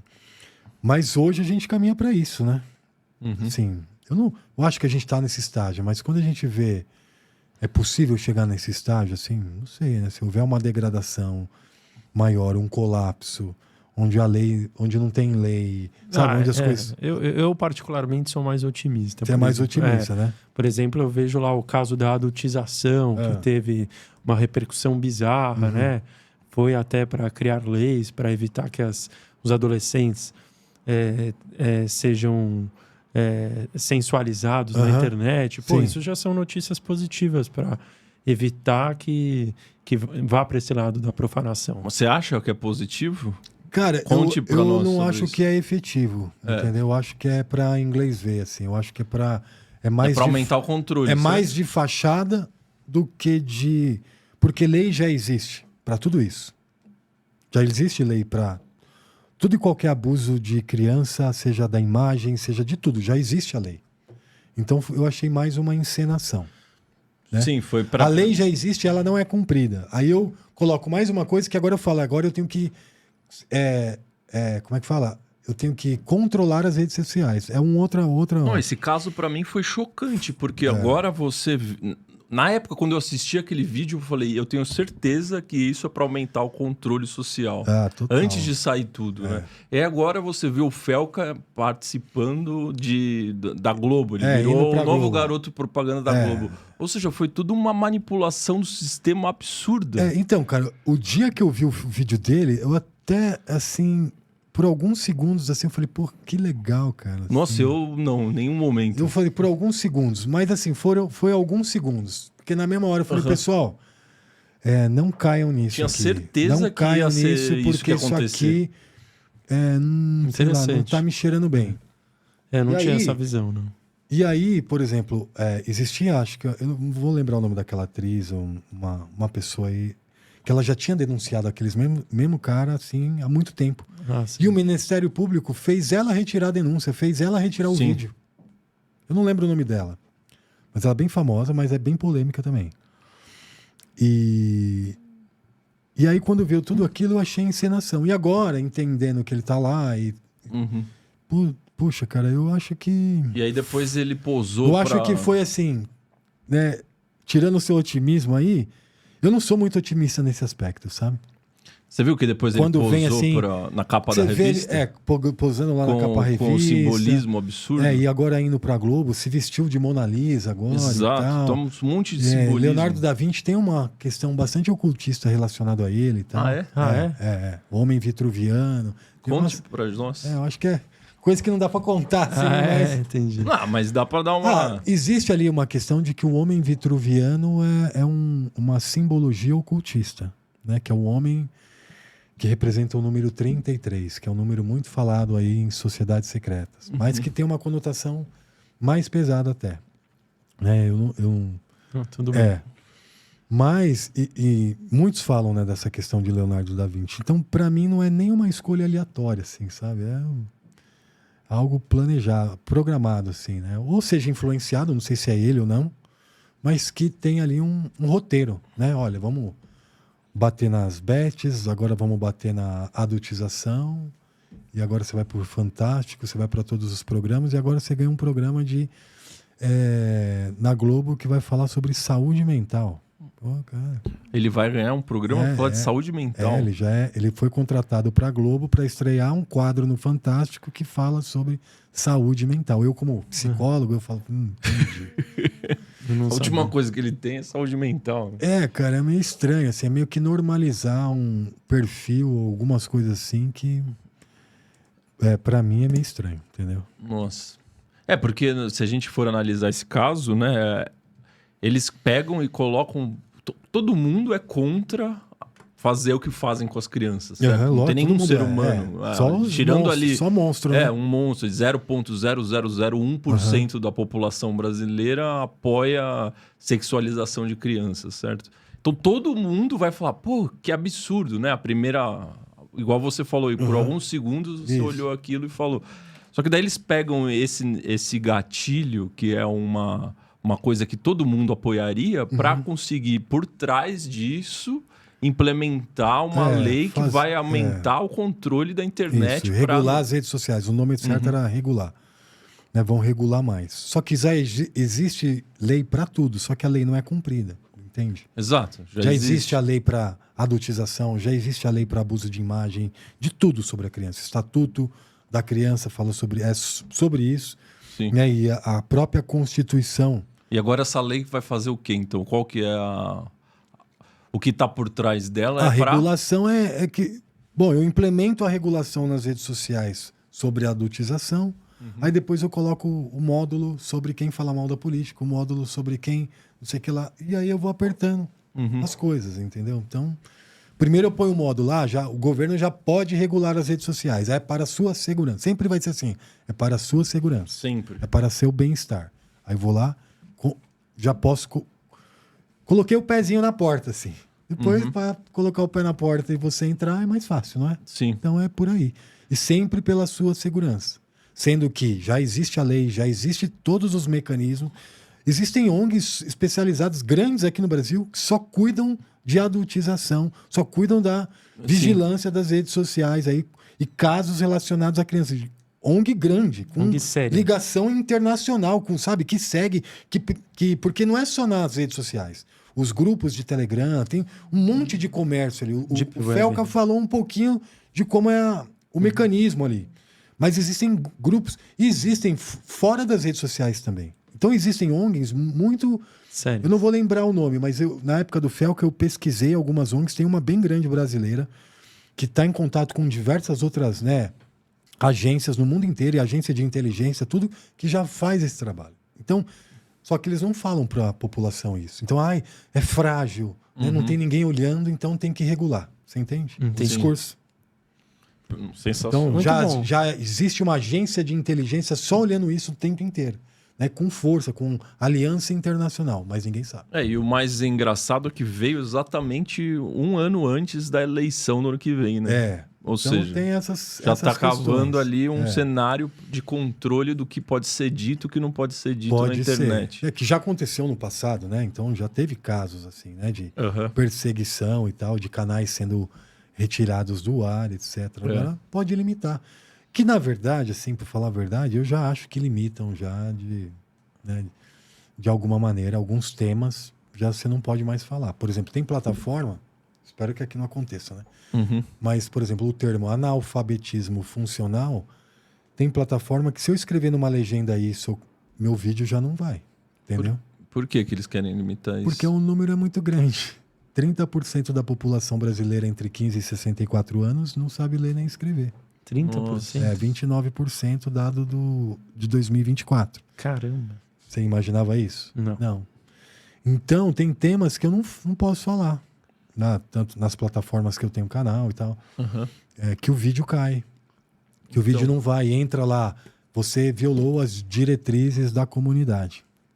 Só porque eu falei que, sei lá, 30% da população, com dado lá, com a fonte do dado, temas que eu não posso falar, você entende? Então, a gente que é meio que anti-establishment, anti-sistema, a gente toma uns bloqueios. Eu tenho vários vídeos meus que eu não estou falando nada demais.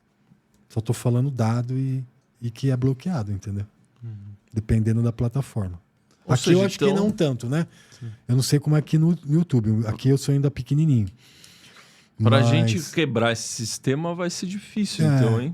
Eu acho que nem a gente não vai conseguir. Eu acho que o sistema vai estrangular mais, vai fechar mais. E se você acha que não vai dar, se não vai dar para contornar essa situação, que mensagem que você costuma dar para os seus seguidores? Eu acho que assim, a gente vai ter que buscar canais alternativos. Comunidades fechadas. Em algum momento a gente vai ter que buscar comunidades fechadas. Eu planejo, né, ter uma comunidade em uma outra plataforma, em alguma coisa assim. Por quê? Eu queria que as pessoas despertas pudessem se conectar, sabe? Que nem ter uma comunidade de Facebook, mas só de desperto, que as pessoas sabem onde cada um está. Quem que são as pessoas assim que estão mais despertas na tua região? Porque se um dia acontecer alguma coisa, cara, você fala com... As pessoas não falam nem com o vizinho. Você nem sabe quem, né? Com quem você vai poder contar. Então, eu acho que é uma boa, assim, a gente se conectar. Por que será que a gente nunca tem um poderoso, uma pessoa que tenha, sei lá, muito dinheiro ou muita influência, que seja realmente antissistema? Parece que todos eles são... perseguidos, são silenciados. O Charlie Kirk era... O que você acha que tinha por trás da morte do Charlie Kirk? Eu achava o Charlie Kirk bem sistema. Ele era sistema? Eu achava. Depois ele começou a bater em um lado, né? Que era bater no sionismo. Ele tinha lá um posicionamento que ele estava falando, cara, esses caras controlam o mundo, esses caras estão infiltrados aqui nos Estados Unidos. Né? Começou a levantar um questionamento em relação a isso. E logo aconteceu alguma coisa, né? Então, eu achava ele bem sistema, como a Candace Owens lá e outros caras, né? Eu achava eles bem sistema. Porque assim, ó, o sistema às vezes tem pessoas, influenciadores, assim, ou personalidades, jornalistas, etc., que tipo é uma oposição controlada, né? Que a gente chama. Oposição controlada. ele recebe investimento, ele é financiado para soltar algumas narrativas para passar a sensação, olha, tem alguém olhando aqui esse problema. Sim. Tem alguém batendo no sistema. Tem alguém... Então, eu relaxo. Pô, o cara lá bate no sistema. O cara lá fala Tipo tudo um que tá monarque. acontecendo. Tipo um monarque, mas mais, né? Com punch, assim, mais robusto, ou envolvido politicamente, ou envolvido com jornais, que nem aquele Tucker Carlson, né, que sim. fala nos Estados Unidos. Né? Tem o Alex Jones também, que tem um programa muito antigo, né, que ele fala com muitas visualizações nos Estados Unidos. Você fala, olha, tem alguém realmente batendo no sistema. Mas é meio será fake. que é? Não sei, a gente não sabe, né? Sempre tem aquela dúvida, a gente não sabe, né? Vocês conhecem a história de cada um, vocês sabem o dia de cada um. A gente não, só vê esses caras de longe. Então, levanta muita O pulga. Kennedy foi um cara que era contra e conseguiu ascender ao poder e por isso que ele foi morto, na sua opinião? Cara, a família Kennedy estaria entre essas famílias que governam o mundo, ou as famílias nos níveis abaixo. Existe essa questão, porque teve um discurso do Kennedy que ele falava, ó, existe uma conspiração monolítica para tomar conta do mundo. Ele falou, Ele né? fala isso, tem essa frase, ele fala... Tem até no seu canal, né? Tem, Você existe traduziu. uma conspiração monolítica, né, voltada para tomar o poder. Quando fala monolítica, né, gigantesca. Além do Kennedy, tem um cara que chama John Edgar Hoover. Foi diretor do FBI por quase 50 anos, 40, 50 anos. Ele fala assim, ó, a mente humana é sequer capaz de imaginar que existe uma conspiração tão maligna, né, que o único objetivo é destruir toda a humanidade. Essa frase dele é famosa. O cara foi diretor do FBI por 40 anos, ele fala isso, você não vai acreditar? Pô, aí também, né? E ele tá vivo? Não, né? Morreu, mas foi diretor da FBI. O Kennedy falou isso. Morreu e muitos também. outros também, entendeu? Então são coisas que, tipo, marca, né, a gente, né? Que a gente não esquece essa frase, ou enfim. Mas existe, de novo, eu sendo o otimista aqui da turma, né? Existe uma... Mesmo sabendo que é um caos, mesmo sabendo que existe um aprisionamento, né? Tudo isso que a gente falou, existe uma mensagem positiva de viver a vida sabendo que existe todas essas forças negativas. Mas, pô, beleza, eu tenho meus boletos vão chegar, eu tenho meus projetos, as pessoas estão lá em casa, vivem as vidas delas, ninguém é triste, né? As pessoas buscam a felicidade. Existe uma mensagem positiva do tipo, esteja desperto, mas... Que é uma pergunta Viva. que você me fez, né? O que era lucidez? Lucidez para mim é isso. Porque assim, ó, qual que é o mais importante? Isso aqui talvez é o mais importante, assim, ó. Como o mundo te controla e manipula, né, e programa, você deixa de ser você mesmo. Você é o que o sistema quer que você seja. Você acredita em ideologia, você não sabe nada que o mundo está sendo controlado, você acredita em várias coisas, você tem várias softwares, programações rodando na sua cabeça que não é você mesmo. Exato. É o que o sistema te formou, te programou. Despertar é isso, é você voltar a ser você mesmo. E olhar tudo isso daí com lucidez, não com medo, desespero. Cara, aqui eles não podem entrar. Aqui é onde eu vou, né? Talvez eu dependa financeiramente do sistema, talvez eu dependa, né, da tecnologia, eu dependa de muita coisa. Mas aqui, o meu ser, o Rick, né, o Ricardo, ou todo mundo. Quer dizer, esse eu vou voltar, eu resgatei. Eu ressurgi. Mas o único jeito de fazer isso é você entendendo o sistema, senão você vai ser que nem uma criança pode que ser que vai o ser cara tenha manipulada. uma iluminação espiritual, assim, que A não ser que seja nesse dá caso. a visão do mundo para Mas ele, você pega assim, a massa um como um retorno todo. com a fonte, com Deus, entendeu? Que ele tenha... eu fui um cara totalmente cético a minha vida inteira, cara. Né? Eu tenho 49 anos, até os 43 eu tava na balada, eu era dono de balada fui dono de balada em Londrina. Eu trabalhei, tive uma vida corporativa, cheguei a ser diretor de multinacional americana, eu tive 18 anos dentro de recursos humanos, quebrei, entrei num processo depressivo de um bom tempo, eu tinha um vazio que eu não sabia explicar, e aí saí, né, aqui de São Paulo e fui fazer outras coisas no Paraná, abri balada e tal, E eu tava numa vida assim, eu não acreditava em nada disso. O mundo espiritual para mim, né, eu não tinha nada disso. Só que eu passei por um processo muito doloroso e eu tive uma experiência sobrenatural com Deus. No momento de oração, eu entendi que o mundo espiritual ele existia. E a partir daí, minha vida mudou. Eu falei, cara, se o mundo espiritual existe, eu tenho que entender o que é isso, né? Aí você foi buscar conhecimento. Eu fui buscar conhecimento e comecei a estudar. Quando eu abri né, a ideia, eu já estudava bastante coisa, já estudei muita coisa, física quântica, estudava, eu sempre gostei muito de ler, então eu estudava. Mas o canal especificamente, há 2 anos e pouco que eu comecei, eu queria dividir essa minha experiência. Cara, eu acordei, o mundo espiritual é real e tal. Uhum. Só que quando eu comecei a divulgar, a fazer os vídeos, eu comecei a pesquisar, comecei a me perguntar. Aí eu comecei a ler. Falei, cara, é pior do que eu imaginava. Então, peraí. Sim. Aí eu fui mergulhando. Só que eu lia muito, cara. Eu lia, sei lá, 15 livros por mês. Eu tive um período que eu só fazia isso. Então eu, buscava e muitos textos e fui me conectando e fui produzindo também. E aí comecei a entender um pouco mais disso. Falar que eu entendo muito, a gente tem um pedaço, olha as coisas por uma frestinha, né? Então a gente vai tentando conectar o quebra-cabeça de 1000 peças aí. Mas sem esse conhecimento, a gente consegue não ser manipulado pelo sistema? Sem você... Não, eu acho difícil. Com essa lucidez. Eu acho... Com a lucidez, sim. Então, Você entende, você se protege, né? Para ter a lucidez, você precisa ter o conhecimento, senão você tá na ignorância. Sim, tem gente que tem essa sabedoria nata, sabe assim, a pessoa que entende, ele pode não saber que existam elites e tal, mas ele sabe que ele é programado, então ele não fica ali no Jornal Nacional e na novela, sabe, como a maioria das pessoas ficam. Ele fala, puta, isso aqui, eu não pertenço a isso aqui. Tem gente que tem um sexto sentido. Sim. Ali, um sentido, fala, cara, isso aqui não é, eu vou levar uma vida mais simples, vou sair da... Ele vira um ermitão.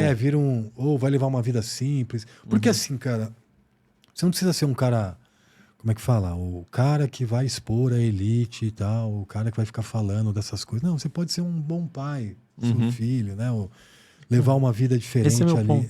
Entendeu? Você pode fazer isso. Não é todo mundo que tem que estar aqui falando, elite, oculto e tal. Isso. Eu até falo para os meus seguidores, cara, se você não sente que você tem uma missão para isso,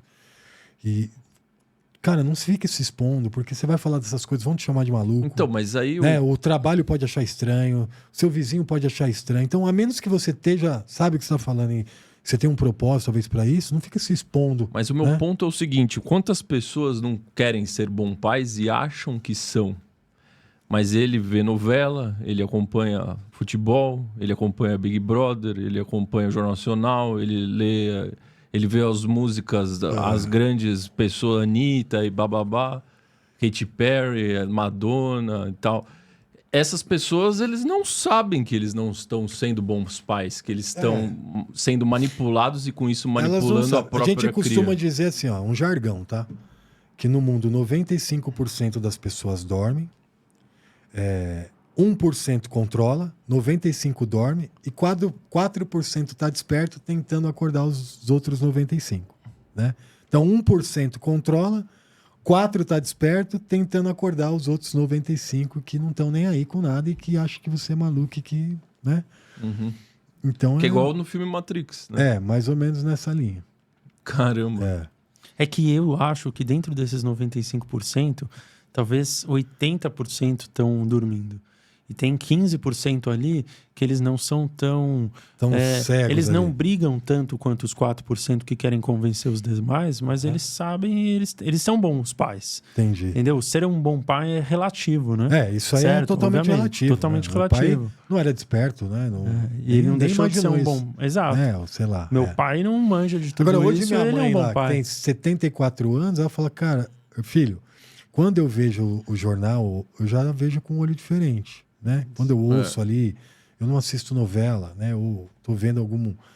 Ela já falou, eu vejo diferente, não consigo mais assistir, porque eu vejo a programação. Que ela despertou. Sabe que você já vê a programação, você vê que aquilo ali tem um gatilho, que é uma coisa que está repetindo para que você saiu de um transe. Agora você não precisa ser o guerreiro contra o sistema, você só vai viver a sua vida ali, entendeu? E de maneira diferente. Acho que a grande mensagem é buscar para as pessoas buscarem a lucidez. Você é fanático por futebol, só fica em show, né? todo o tempo, toda semana bebendo ou usando alguma coisa que para te anestesiar nessa realidade. Trabalho, quer dizer, será que não tem pessoas que são bombas relógios? Não é por isso que tem 1 bilhão de pessoas com um problema emocional. Dado Exato. da ONU. O mundo tá totalmente louco. Entendeu? Então, é por isso que o meu ponto é, eu acho que a grande mensagem, né, sendo o otimista aqui da turma, a gente tem que pedir para as pessoas seja buscarem lúcido, a lucidez. Busca a sua lucidez. Exato. Busca a sua lucidez. Entendeu? Saia da programação. É isso que eu faço todo dia no meu canal. Isso. Eu não ataco o sistema. O sistema eu não ataco. Se você quiser brigar com o sistema, você já é um escravo do sistema, né? Então eu não ataco o sistema. Eu quero que você tenha uma vida melhor. Quero que você tenha uma vida menos programável. Quero que você volte a se reconecte com a sua essência. Porque como eu quebrei, como ser humano, eu tive que passar por um processo doloroso. E eu não quero que as pessoas passem. Né? Não quero que o sistema quebre as pessoas. Porque o sistema, cara, ele te usa. Ele pode pôr você lá em cima, ou ele pode te ir lá embaixo e te descartar. Quando descarta, ninguém quer.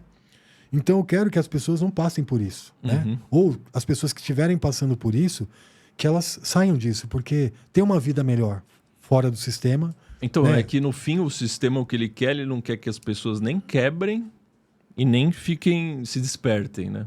Não querem nem a felicidade extrema, a paz interior, e também não querem que quebre, porque se quebrar, acontece o que aconteceu com você. Se quebrar, acontece o que aconteceu com o Eckhart Tolle e com tantos outros na nossa história. Tem um jargão que fala, o sistema não quer você nem morto, nem saudável, ele quer você doente.